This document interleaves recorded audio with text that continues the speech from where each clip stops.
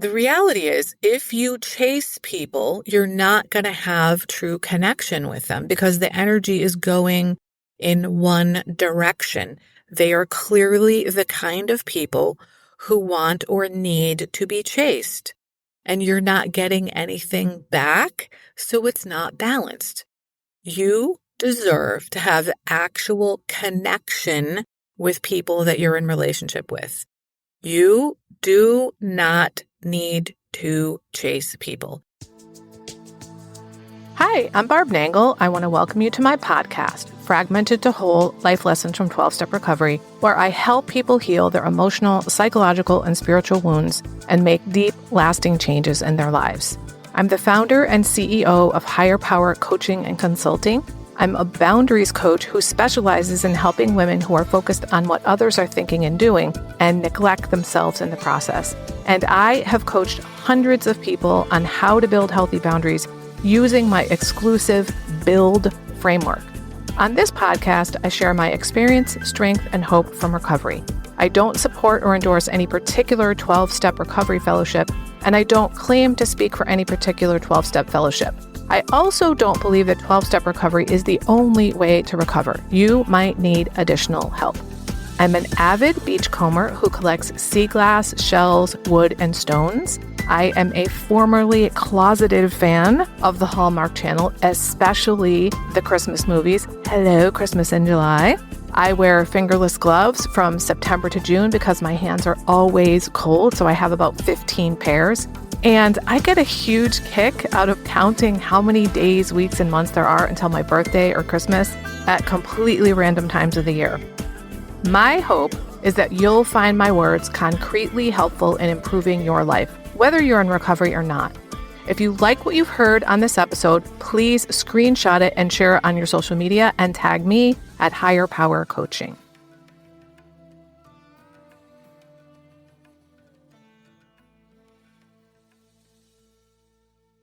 This is episode 267. Stop chasing, start connecting.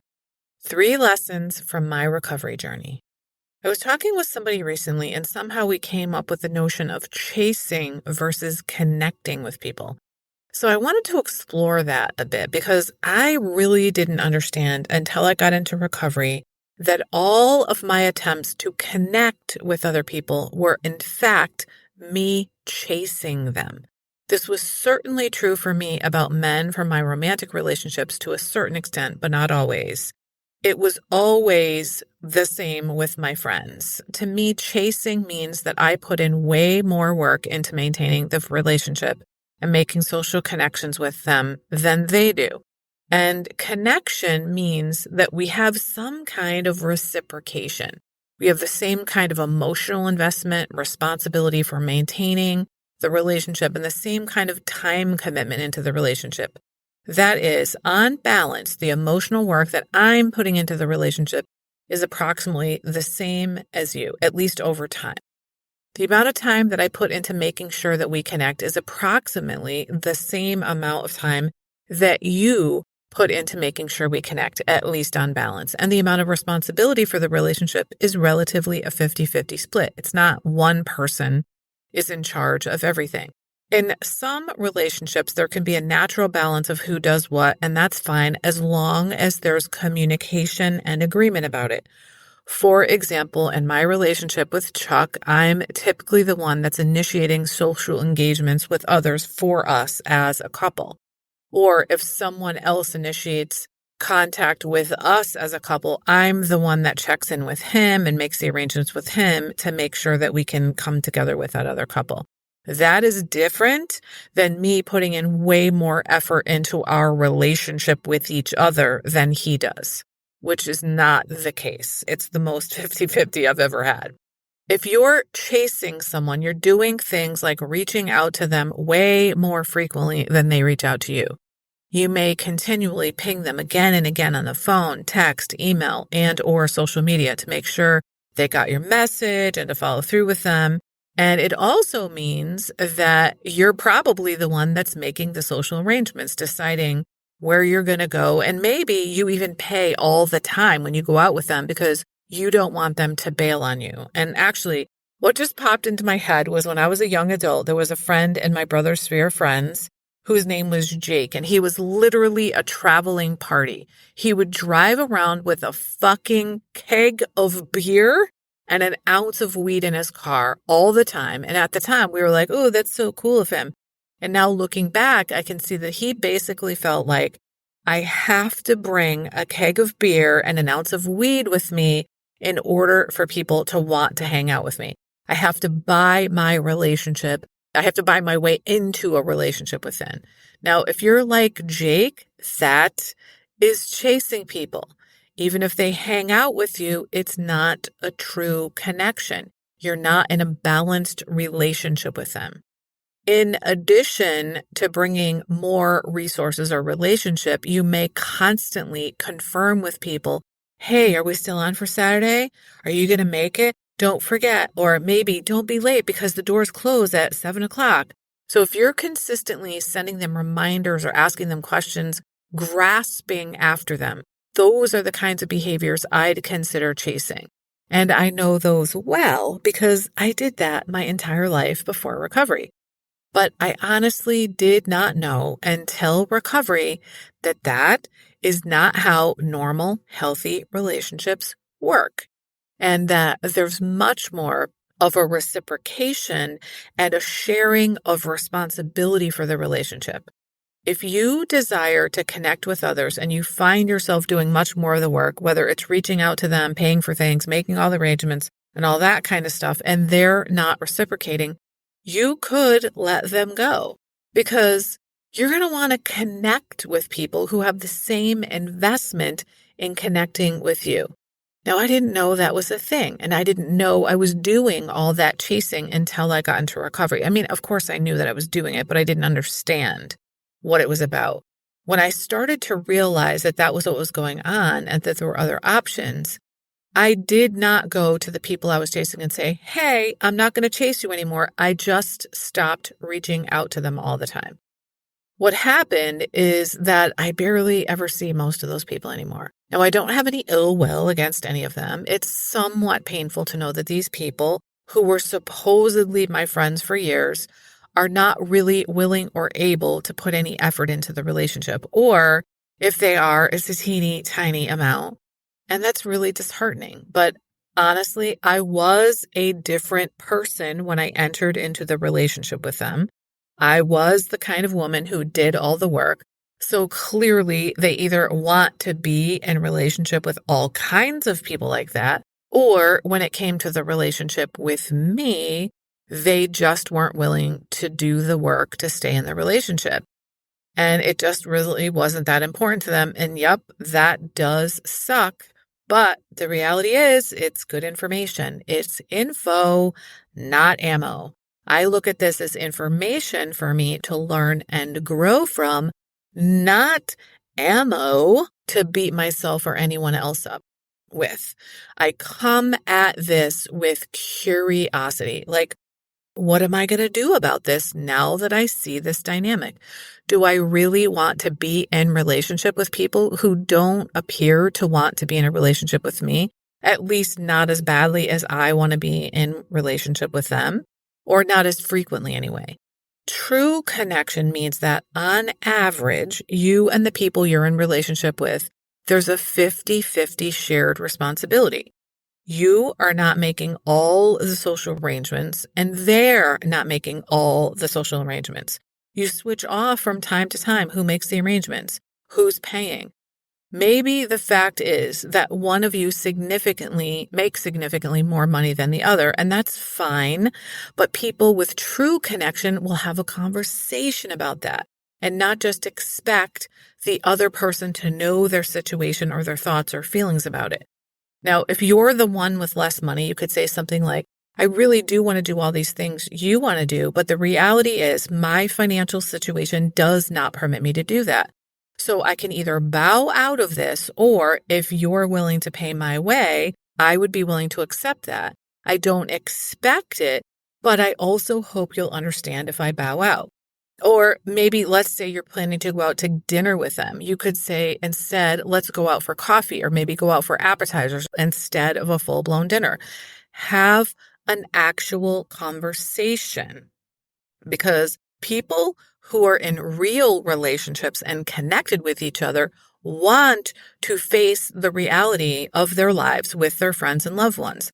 They don't want to act like shit is not a problem when it is. They don't want to act like things are not happening. They don't want to act like there's not a big difference in your income level or your discretionary income. When you're truly connected with people, there's an emotional investment that's approximately the same between the two people. There's a level of vulnerability that is about on par. Now, that doesn't mean you're going to have a deeply vulnerable relationship with all of your friends, but in a particular friendship, you're not always going to go deep and they're always going to go shallow, or vice versa, because that's not a real connection. I know I've had friends in the past that when I look back now, I can see they were super good at deflecting. They'd ask me all kinds of questions, get me to share all kinds of details with them. And then when I would try to turn the tables and ask about them, they would deflect in some way so that when I left, I'd be like, wait a minute, they didn't share anything with me. So if you're in a relationship with someone like that, that's not a true connection. It's a one-way connection. In a real connection, there's a current flowing back and forth in both directions. If you find yourself continually chasing people and not really connecting with them, and you really desire true connection with people, then something has to change. And guess what? You can't change other people. You can only change yourself. You could do like I did and simply decrease the frequency with which you reach out to them. I can't think of anyone that I sat down with and had a conversation where I said, hey, I'm going to stop calling you so much. It just didn't feel like it was necessary, and I didn't want to put in the emotional effort, to be perfectly honest with you. So I just sort of let the chips fall where they may. When I started to see like, holy shit, I put in 90% of the work and that doesn't feel right. But I didn't know that. Well, I mean, I knew it didn't feel right, but I didn't know that it was that it didn't feel right. And I was continually resentful until I started doing recovery and I started to realize like, holy shit, this is not how it has to work. It was like, wow, this is really freeing when I stopped chasing after people. And at the same time that this was going on, I was beginning to forge relationships with people in recovery where at minimum, I was seeing them at weekly meetings and perhaps going out for coffee afterwards with them in a group. So we weren't just connecting at the meeting and we were making social connections after the meeting. So I got to experience this is what it's like to be present with somebody on approximately the same level every week. Now, that doesn't mean I became friends with all those people or that I socialized with them other than at coffee afterwards, though I did with some people. But I got to have these experiences that felt a lot more balanced. And then, of course, as I went along in my recovery work and started to understand more about what healthy relationships are, I identified the fact that I wasn't in any of them. None of my relationships were healthy. And if you really want to make connections with people, I personally, if I was doing it now consciously, I would start with any true connections that I already have. So if you have people that you already do have true connections with, spend more time with those people. That means you will automatically have less time to spend with the people you've been chasing. Now, if you want to have a conversation with people you've been chasing, you go right ahead and do that. I personally don't think it's necessary, but there might be some cases where it is. And if they say like, hey, I noticed you haven't called me as much, then you might say, yeah, well, I was waiting for you to call me. Oh, wait a minute. Actually, as I'm saying this, I did have such a conversation. Holy shit, I forgot. It was last year. It was one of my brother's grown children, and I had a conversation. I called on the phone, and I said, hey, you may have noticed that I didn't call you for Thanksgiving or Christmas or your birthday. And they said, oh, that's okay. Don't worry. And I was like, no, actually, it's not okay. And it was very purposeful on my part. You're an adult now, and you have literally never once in your life initiated contact with me. Now, they have responded to me most of the time, but not all the time, and literally never initiated even a text message with me. So I said that, and then I said, and that is painful for me. So I am not going to keep contacting you. But I just realized that I don't want to let this just sort of happen without having a conversation about it. I want to let you know this is what's happening and why. And what they said to me was, well, I don't take initiative in any relationships, so it's really not personal. And I did not say what I thought about that, which was you're not really going to have any healthy relationships if you don't ever initiate anything with people. What I realize now as I'm recording this is that is exactly the kind of person I had been chasing forever. So no wonder a family member fell into that too, because that's where that shit started. So I told them I may still reach out to you from time to time, but it is definitely going to be much less frequently. And I want you to know that it really doesn't feel good to me. And they said, well, I'm sorry. I didn't mean to hurt you. I do love you. And I said, I hear that and I believe it, except that I don't feel it. It doesn't feel loving to me to have you never reach out to me. And they apologized again. And then they actually did send me a text message on my next birthday, which wasn't that far in the future. Now, that conversation was over a year ago, and that outreach was the one time. They've never initiated again, though I have reached out a couple of random times because something specific came to mind, and they did respond to that. But to this day, they have never initiated contact with me. And that's the only conversation that I remember actually having about not chasing anyone any longer, except for I didn't use the word chase in the conversation. So I hope that is helpful to you in terms of what such a conversation might look like. Before recovery, I was just stumbling through my relationships and doing things like chasing people. The reality is, if you chase people, you're not going to have true connection with them because the energy is going in one direction. They are clearly the kind of people who want or need to be chased, and you're not getting anything back, so it's not balanced. You deserve to have actual connection with people that you're in relationship with.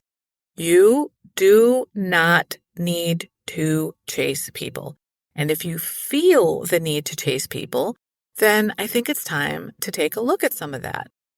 Now, for those of you who are listening in real time rather than months or years after this was recorded, it just occurred to me that I have a really cool offer for you to know about if this is an issue for you. So I'm so glad I thought of it before the episode ended. The offer is called a self-love sprint. It's a 30-day private coaching experience with me to sprint your way to self-love. Remember that sprints are like bursts of quick energy, typically to get something rolling. They're not marathons. So this love sprint is for you if you're the kind of person who has felt like you've always had to chase people like I used to in order for them to be in relationship with you. So if you're like that friend Jake, you totally fucking need this. Now, there's a lot more that it covers, which you can check out at the link in the show notes. For this offer, you get 3 private coaching sessions with me. You'll have your first one, then 2 weeks later, you'll have your second one, and 2 weeks later, you'll have your third one. In between and during the calls, you're going to be using a guide I created that's called Embrace Your Essence, a holistic guide to self-love and empowerment. Did you like how I said that? I was like, a holistic guide? I didn't mean to do that. So there will be all kinds of handouts and exercises to get to know yourself, to come to feel deeply deserving of having the kinds of connections I've talked about in this episode here. You'll build a consistent self-care practice, one baby step at a time, and so much more. You'll be working on your own between our sessions, but the reason you get the 3 calls with me is so they're like anchors for you. So one anchor to get you started, one anchor to keep you going, and one anchor to set you up going forward to support yourself in building self-care and self-love in a way that's sustainable and builds over time. During the 30 days, I will help you hold yourself accountable because I know so many of you do not do shit for yourselves. And if that sounds like something that's appealing to you, check it out at the link in the show notes, I am only offering this private coaching opportunity to 10 people, and then it will be gone. Gone, gone. Okay. Back to chasing versus connecting. Please know that a relationship based on chasing is not a high quality relationship. And if you really want a high quality relationship, which you deserve, what you're looking for is connection. And you are simply never going to get that when there's a dynamic of chasing in your relationship. What I learned about chasing versus connection and recovery was these three things. One, chasing does not equal a high quality relationship. Connection does. Two, connection means a balanced amount of energy, effort, responsibility, and commitment to a relationship. On average, it should be about 50-50. And I also learned how to stop chasing and start connecting, or increase connecting, by increasing time with those with whom you already have a connection, if you have any, and then simply stopping fucking reaching out so frequently to those you chase. And then as a bonus, I gave you an example of a conversation I had with someone I previously chased in case you want to have such a conversation with the people or a person that you're chasing.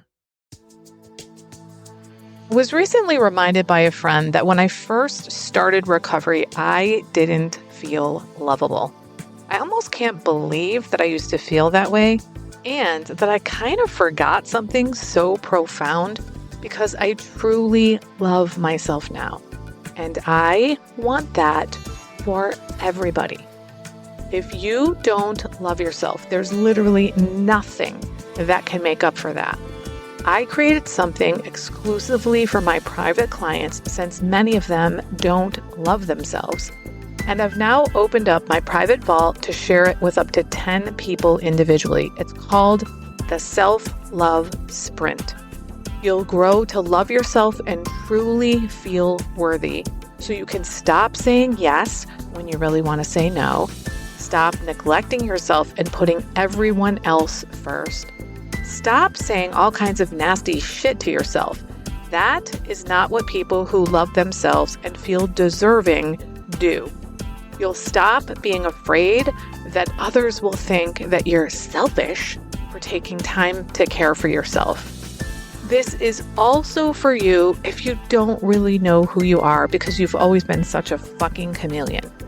Go to higherpowercc.com/love sprint. Remember, I'm only offering 10 of these, so don't wait. If you like this podcast, and I'm guessing you did or you wouldn't still be listening, then you're gonna love the other things I have to offer. If you'd love pre-released podcast scripts and episodes before anyone else gets them, or if you'd love access to content from my private vault that I developed exclusively for my private clients, which is like having a work session with me without me actually being there, go to patreon.com/higherpowercoaching. There are 3 tiers ranging from as low as $4 up to $24 a month. You'll also love my weekly newsletter, Friday Fragments, which has content very similar to the podcast. You can check it out at fridayfragments.news. That's fridayfragments.news. Please like and subscribe to my podcast on your favorite podcast outlet. I'd also love it if you'd leave a review, which you can do either in the show notes or on Apple Podcasts. It really helps other people find my podcast so they can get the benefits you've gotten from listening. If someone came to mind when you listen to this particular episode, please share it with them. And my favorite place to hang out on social media is Instagram. I'm at Higher Power Coaching. Please DM me there. I'd love to hear what you got from this episode. I run group and private coaching programs on building healthy boundaries. Whether you need help with boundaries in your personal, professional, or romantic life, I can help. Head on over to barbchat.net, where you can hop onto my calendar for a free 30-minute Better Boundaries consultation. My ideal client is someone who is ripe for change. If that's you, I would love to work with you. My goal with all my work is to help you make lasting changes in your life, like I've made deep, lasting changes in my life. Remember, it's never too late to recover. No one is beyond hope, and healing is possible. Thanks for listening.